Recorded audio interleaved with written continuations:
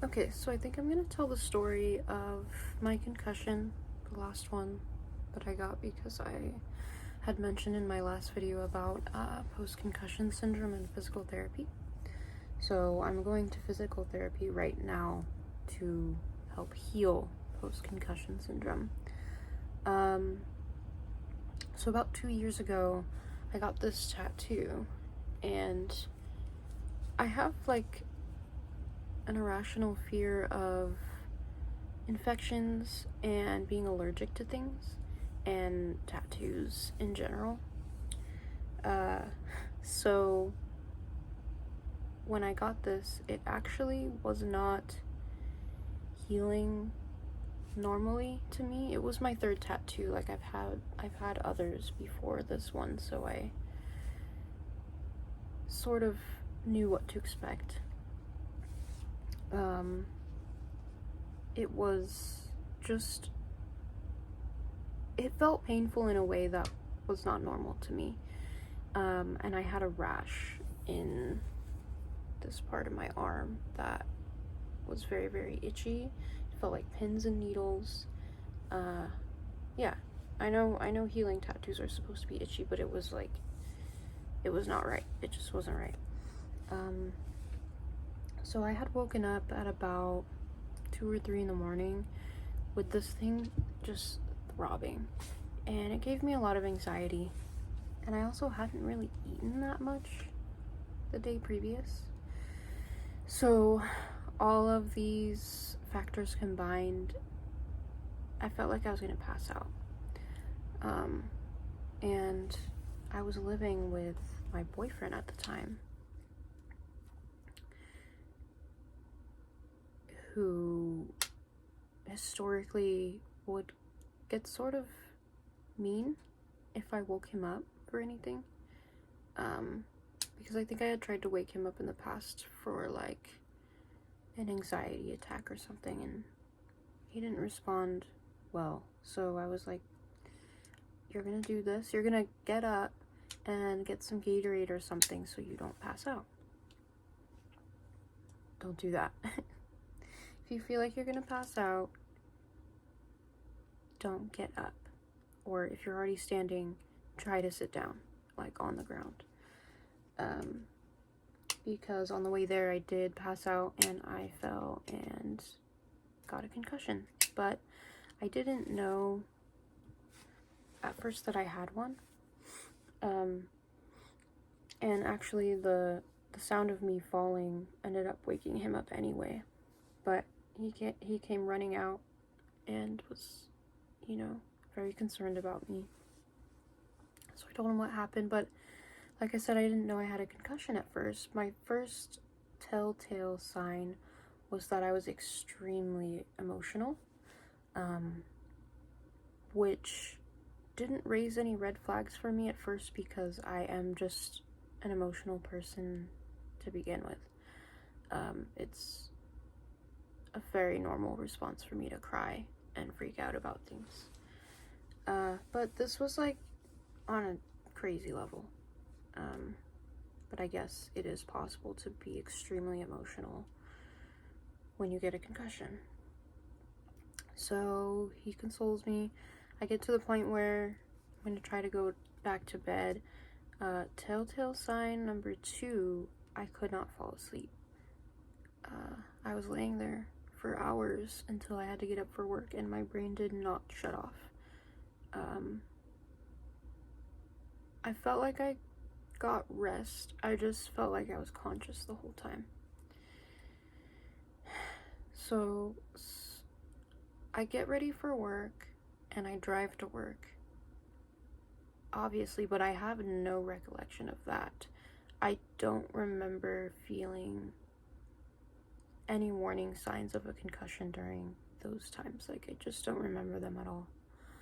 I don't know how I drove to work. That's the part that surprises me, but I get there and I start working, and I notice as I'm like turning my body to do things, I'm feeling like I'm swimming in my head, which that was the first warning sign that raised red flags.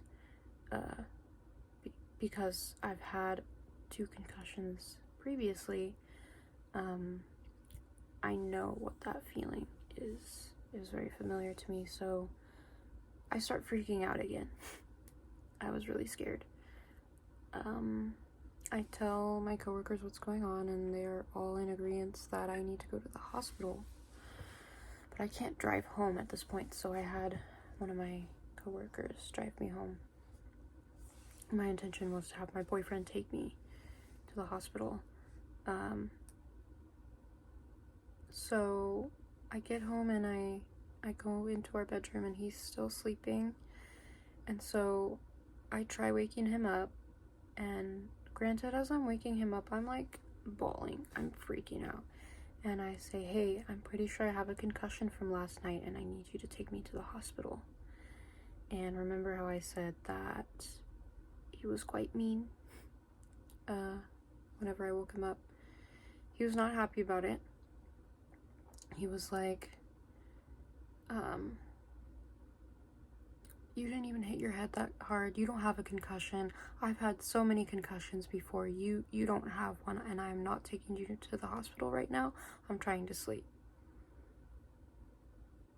That's not verbatim what he said, but that was like the gist of it. He was very mean. And I understand being grumpy when someone wakes you up. Like, that's normal, but if my significant other ever woke me up telling me they had a concussion and they needed to go to the hospital, I don't think that was the proper response. That response made me feel like I was worth less than dirt. And so I went and sat on the couch as to not disturb him any further and cried for what felt like a couple hours at least, until his mom ended up coming home from work. I told her what was going on and that he was being a jerk and that he wouldn't take me to the hospital, so she did. Which ended up being sort of useless because they said, I got a concussion diagnosis, but they told me that since I was walking and talking normally for almost 12 hours at that point, I was fine. So they didn't do any scans or anything like that. It was pretty clear to me early on that I had post-concussion syndrome, which is just a list of symptoms that you have after a concussion. They can last days, weeks, months, years, apparently, in my case. So in the very beginning, it was just like some dizziness, some vertigo, some light sensitivities. I couldn't really look at screens for more than a few minutes, which sucked because oftentimes, like, our phones and our TVs and our video games, like, that's a huge part of entertainment, and was for me at the time. I didn't really have any hobbies, so I was pretty bored. I could not look at my phone for very long. I could look at it to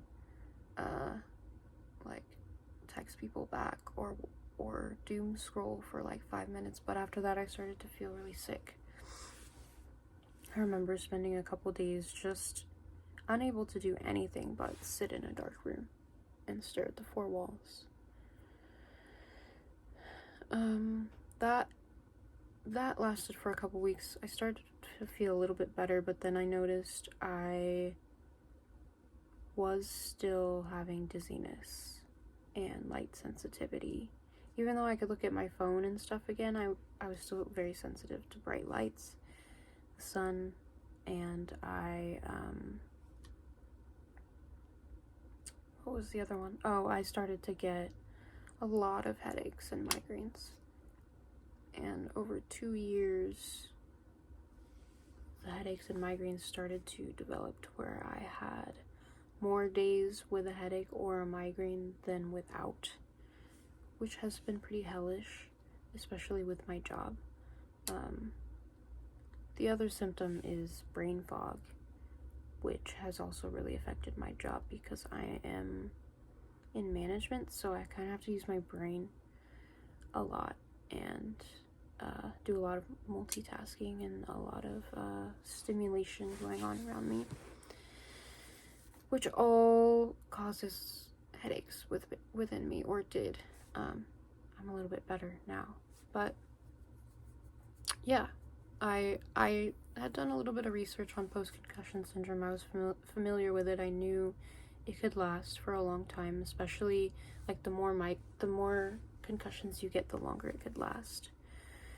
So I didn't go to the doctor or anything until there was a day when I got really dizzy and almost passed out and felt super sick, nauseous. And it scared me a little bit.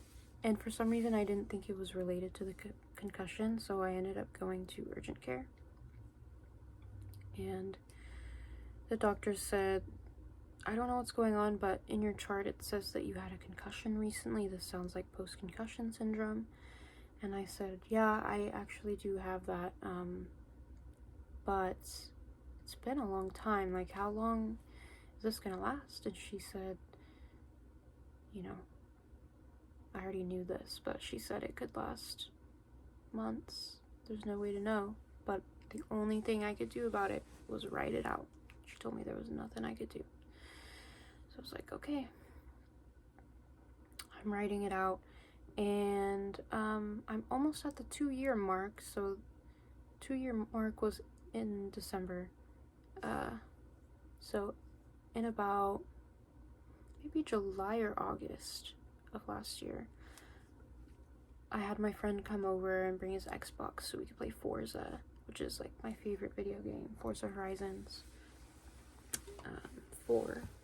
And we were playing for a couple hours, and I started to feel really sick, and I was like, why do I feel this way? And then I realized I was getting motion sickness from the video game, which, again, I developed motion sickness after the concussion. I couldn't really go on like long car rides in the passenger seat. And so we stopped playing, and I proceeded to experience some pretty bad vertigo for several hours. It got really scary. I think I ended up having a panic attack, and it got bad enough to where I felt that I needed to go to the hospital.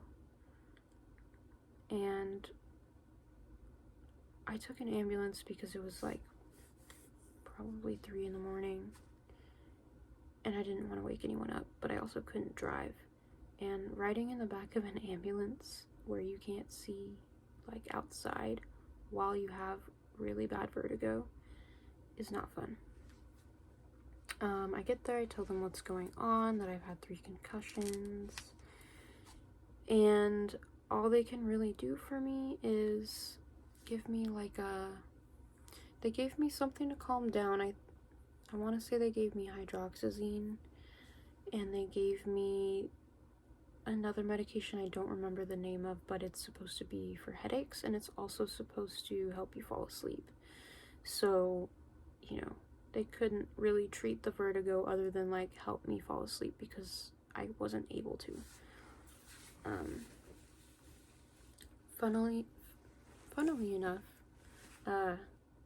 Funny enough, the medication they gave me that was supposed to take away my headache and make me fall asleep actually made my headache worse and made it impossible for me to fall asleep.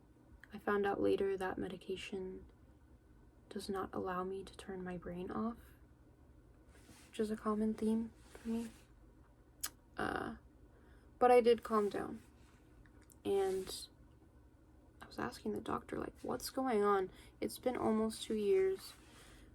You know, I feel like something's wrong. And he was telling me about ear crystals and how they can become dislodged or whatever and cause your equilibrium to be a little messed up. So he said he thinks that was what was happening with me, and eventually they will heal themselves. Okay. Fast forward maybe a couple months, I don't remember. I'm having really bad dizziness at this point. And so, like, I never really recovered from that incident from the video game. It was several months, and I was still having vertigo and dizziness really bad. Worse than I had previous to playing the video game. So I went to the doctor just to check my ears for earwax. Like, I know it sounds ridiculous, but I was desperate at this point, and I know that earwax buildup can cause you problems with your equilibrium. So I was trying to exhaust all avenues, and she looked at my ears and she said, they're fine. Like, they're really clean, actually. But I'm going to refer you to physical therapy to do this thing called vestibular physical therapy, which helps people who have experienced traumatic brain injuries, such as a concussion. And I was like, I've been suffering for 2 years, and none of the doctors knew about this or thought it was an option for me. That's really odd to me. I mean, maybe there's other factors involved. I don't know. I'm not a professional, but I was excited that I had options, but I was also frustrated that I had been suffering for that long. So yeah, I have started that. It's been a really difficult journey. The exercises that I have to do are designed to overload my brain, and most of the ones that I've done so far are meant to trigger dizziness, so that over time, it, in a way, I guess it kind of like recalibrates your brain. And I'm also doing interval training at the gym because my heart stamina has suffered in all of this as well. I don't know how to explain it, but all of this has affected my heart, and so if I exert myself for too long, my blood pressure basically drops and I get really lightheaded, like I'm gonna pass out. So yeah, I have to do the exercises and I have to go to the gym to get back to normal, but it's just been really hard to do that with work and everything else that happens in life. Especially my job being how it is and how stimulating it is. I was trying to do this physical therapy like before work, during work, after work, which itself overloads my brain, and then work overloads my brain, and I started to reach a point where I was just experiencing major burnout, which I already had been experiencing before I started physical therapy, but it got really, really worse. I started to spiral. I started to have some really bad intrusive thoughts, and wasn't really seeing any progress. So I asked for some restrictions at first, to kind of keep me in the back, away from customers and away from chaos, and kind of just like focused on a single task. But that didn't really work because I was still having to do a lot of stuff I shouldn't have been doing. So I ended up going on a medical leave for a few weeks, which was helpful, but also very difficult. Just because no stimulation is not good for my brain either, but I needed the rest. So yeah, I've noticed that my headaches are a lot better. I don't have nearly as many, and I think somehow, some way, I can't really like articulate it properly, but going to the gym has helped the headache response. And I'm still not done with physical therapy. It's been, I think I've had, I don't know, like maybe between 10 and 12 appointments, which would be 10 and 12 weeks, but there's been some off weeks in between, so it's been a long time, and I'm really ready to be done with it. And because of all the anxiety I've been having recently, I haven't been doing them at all because I haven't felt well, and I have a lot of guilt surrounding that, but I'm trying to listen to my body and take it easy. Despite wanting to be over with it, I'm kind of dragging the process out by not doing what I'm supposed to be doing, but like I can't reach burnout again because I can't take another medical leave. Like I need to push through. So yeah, that's my experience with my concussion. It's been hell, but I think that I'm on the right path and healing finally, so that's exciting. I don't quite know how to end a video yet. This is only my second video that I'm intentionally filming to post, so yeah. I got a couple views on my first one, so that's cool. If you're watching this to the end, I really appreciate it, and I'm gonna try to brainstorm some more things that I can talk about in the future. I've been through a lot in my life, and there's plenty of stuff I could talk about, so it's just kind of like hard and a little bit nerve-wracking to do all in one take. I tried editing with iMovie. Like, I just wanted to edit a clip of me coughing out of a video that I posted previously, but I don't know if I'm successful in that yet, because I tried iMovie and I was able to cut that clip out, but it really diminished the quality of the video and like put me in this little square, so I can't upload that version. So I either need to download a different app to edit videos, or I'm just gonna post it unedited. I'm not sure yet. So yeah, so anyway, thank you. Okay, I want to record like a different ending to this video because I recorded that yesterday technically, which is crazy. It feels like a very long time because I am not living in reality right now.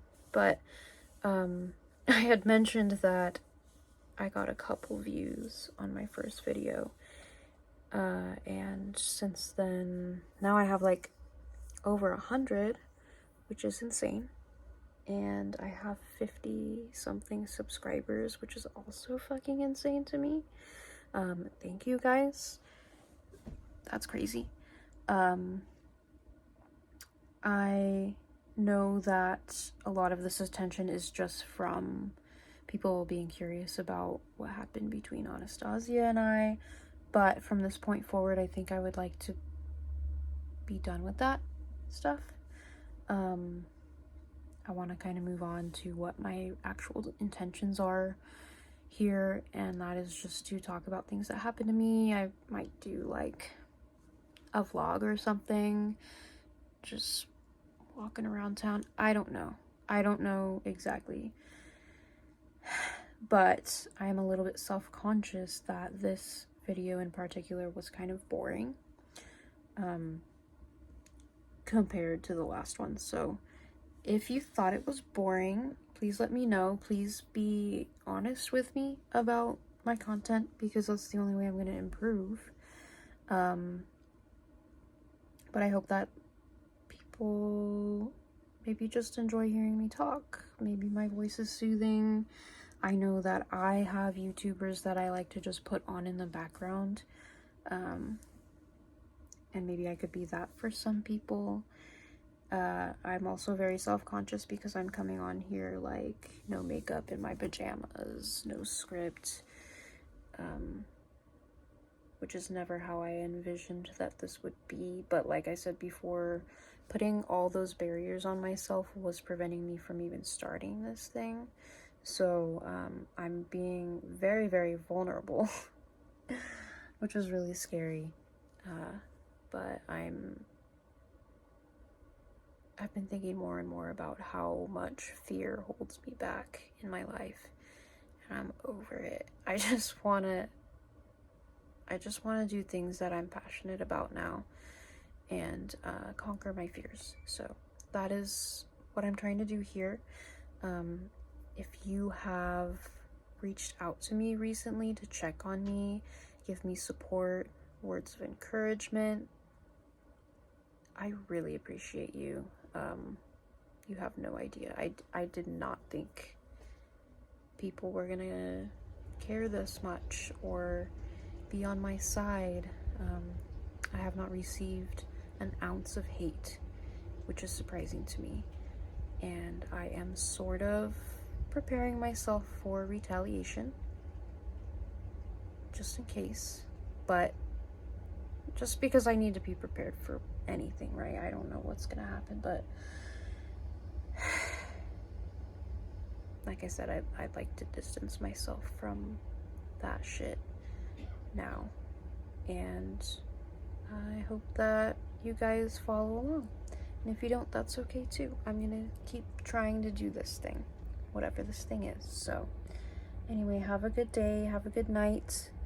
Leave me comments because I read them all. I don't get that many, so I can read them all. And I guess engagement helps. I need to figure out how to make my YouTube channel more visible because people are having a really hard time finding it. I think I need a more unique name than just Marcella. So if you have suggestions on what my name could be, because I'm really bad at coming up with names, let me know. All right, bye.